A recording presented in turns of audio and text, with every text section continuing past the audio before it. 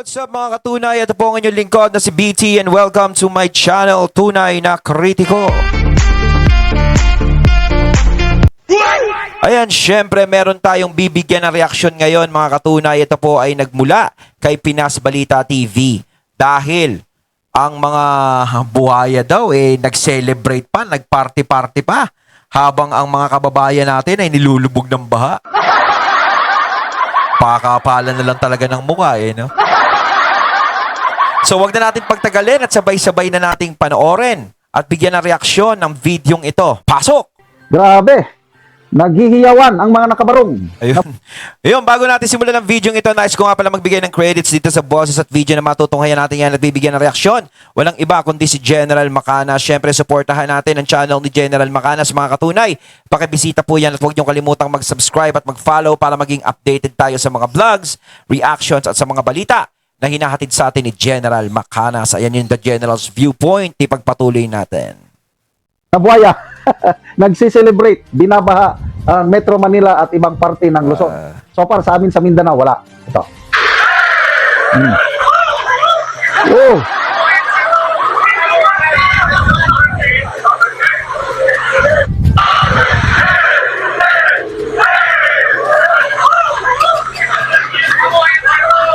Parang tuwan-tuwa pa sila kasi 'di ba, yung mga buhaya ang kakapal ng mga balat niyan. Kumbaga, hindi sila naaapektuhan, hindi sila tinatablan. Parang yan. Tuwan-tuwa pa sila no? Parang nag-cheer pa sila. Hey! Hey! Hey!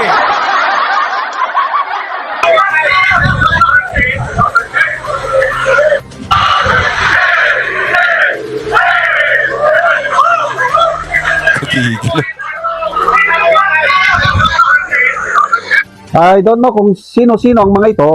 Malayo man ang basta sinabi, nagse-celebrate ang mga buhaya. Tapos sabi dito, mga walang konsensya. Habang lubog sa baha ang sambayan ng Pilipino, ito sila nagse-celebrate. I don't know what kind of celebration. Magbasa lang ako sa mga comments. Eric Kabuang. Masaya talaga ang mga buhaya pag may baha. Kasi nabubuhay sa baha. Yan ang gusto-gusto kasi ng mga buhaya, may tubig. Speaking of baha, meron lang akong i-share, excuse me. Lumaki ako sa Bangar, La Union. Palagi kaming binabaha noong bata pa ako. Kasi wala pa kaming diki sa aming lugar. Kaya pag bumagyo, ay magbaha talaga. So, nagkaroon ako ng trauma sa baha. Nung na-assign na ako sa Agusan del Sur, 1985, nabigla ko. Kasi sa La Union, worried kami na talagang may trauma na nga dahil ilang beses na kaming nabaha.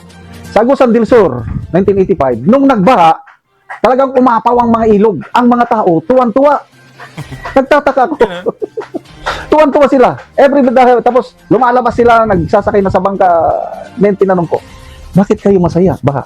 Sir, ngayon lang pag bumabaha, yung aming mga kahoy sa bundok, maipaanod na namin, maparating na namin sa Butuan City, maibenta. Pag nagbabaha dito, maligaya, kwarta ang ibig sabihin. Ganun, may tulong, may credit sa kanila. Dito kasi sa atin, lalong-lalo na dito sa Metro Manila Pag nagbabaha hindi yung mga kahoy na kikitain yung mga, di ba, katulad yung sinasabi ni General sa Agusan, na mga kahoy bumababa, pag nababaha, inaanod dahil madali na nilang madadala. No? Hindi katulad dito, basura. Yung tipong hindi na inaayos yung mga flood control dito, hindi pa nililinis yung mga basura dito. Kaya yun naman ang baha, basura. Dati, nung mga panahon dati, matagal na nung bata pa ako, nakikita ko yung baha, malinaw pa yung tubig. Oo. Pwede ka talagang mag-swimming, kala mo nasa batis ka lang. Ngayon, pag nagbaha, kulay imbornal na talaga yung makikita mo. Yung tipong pag tumapa ka, alam mo, leptospirosis is swimming Ganun. Kasi putol sila ng kahoy sa bundok. Ang means of transportation lang nila ang mga sapa hanggang mapunta sa Agusan River. So, hintayin nilang magbaha, ayun.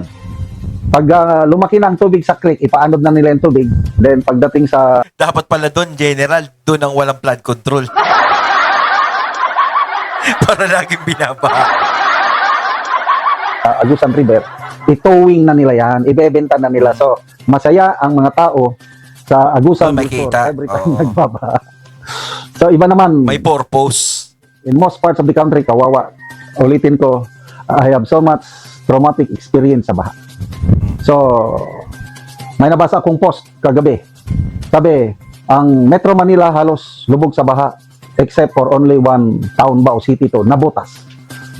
Minimal or zero flooding sa baha. Bakit? Kasi, sabi din ng post, hindi corrupt si Congressman Toby Chanco. Pati yung kapatid niyang mayor, nagtulungan daw sila, nag-put up sila ng mga marami at magagandang pumping station. Kaya pag ulan na, yung tubig ulan na ipapump, na ipapalabas nila papunta sa dagat ba o ano, kaya hindi nababaha ang Nabotas. O hindi kasi totoo yan. No, talagang walang baha sa Nabotas. Kasi, nung mga panahon ng 2024, 2025, siguro talagang parang nadala sila. Diba? Kasi parang napalitaan natin doon, parang may barge na sumira doon sa, sa navigational gate. Diba? Ngayon, may navigational gate. Kagumagana. Kaya, ayos. Diba? Tsaka sinita eh. Sinita ata ni Congressman Toby, yung mga nakatalaga dyan noon sa paggawa ng navigational gate. Talagang minadali niya naman. Talagang nag-effort si Congressman Toby Chanco na magawa yan. Sana magpatuloy yan kasi talagang ang laking tulong yan sa mga taga-Nabotas.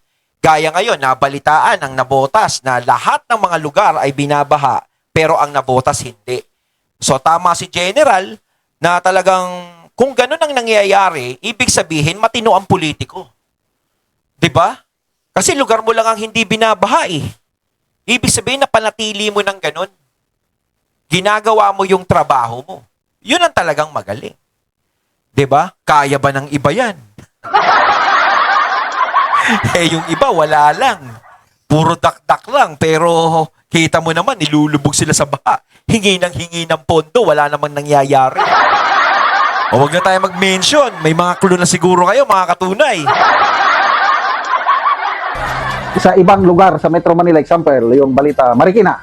Baha ang Marikina. Bakit? Yung mga pumping station nila doon, hindi gumagana. Yun lang. Ang report is, bagong pinta ng yung parang bagong itsura, kailang hindi gumagana. Kaya nagrereklamo yung mayor doon na sana ang DPWH ayusin na nila itong mga pumping station namin at i-turn over sa LGU para naman magamit naman namin pag umuulan ng ano. So, yan na po ang kalakaran. Sabi ng Pangulo, tanggapin na natin ito, wala na lang magagawa. This is now the new normal. Tsang inang new normal. Anong tatanggapin doon? Sa totoo lang, yung sinasabi ng Pangulo na tanggapin na natin to, ito na yung new normal, hindi.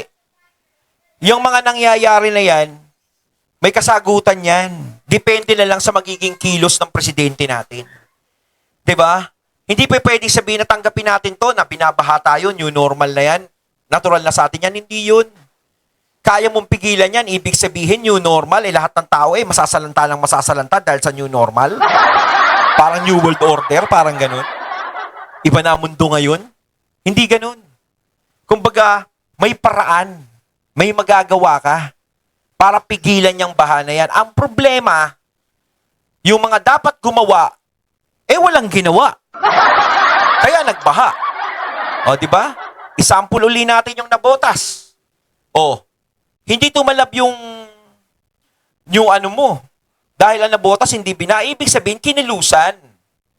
Di ba? Kung kikilusan mo, walang babahain. Kung babahain man, is napakakarampot lang, baka gatalampakan lang. Kung bumaha man, di ba? Hanggang binti lang, ganun. Hindi naman yung hanggang bewang, hanggang dibdib. Si Toby nga kinaya eh. Di ba? Grabe ang Pangulo. So, tapos, I don't know kung saan nangyari ito, mga nakabarong. Sino bang nakabarong? Sino ba yung mga nakabarong Tinawag na na yan? buhaya, nagsiselebrate habang lubog tayo sa baha. So, God save the Philippines talaga. Ayun, natating nato ngayon ng video na nagmula kay General Macanas. Ayan, syempre, the General's Viewpoint. Ayan ha. Yung mga nagbubunyi-bunyi pa't nagpa-party-party pa. Ang sasaya naman ng mga buhay nila.